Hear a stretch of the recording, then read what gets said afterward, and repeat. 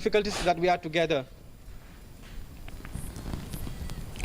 Semput Menteri Rangba Kejela ubaderu unong yalam jong keseng NPP uba asnya balang thar ulaong ba keseng NPP kalong kablakloi hakanu kanu poru nang kabenta ka election KHADC ba JHADC ki pansalong shen ulaong ba keseng kaladat pin Khreh pha nang kabenta ka ni election da ka bethe peja ya ka jengma nang keseng VPP ki election ulaong ba man la ki seng san himasima kilong ki jengma ki bakraw Ulaong ru, baman laki sin jam jong keseng.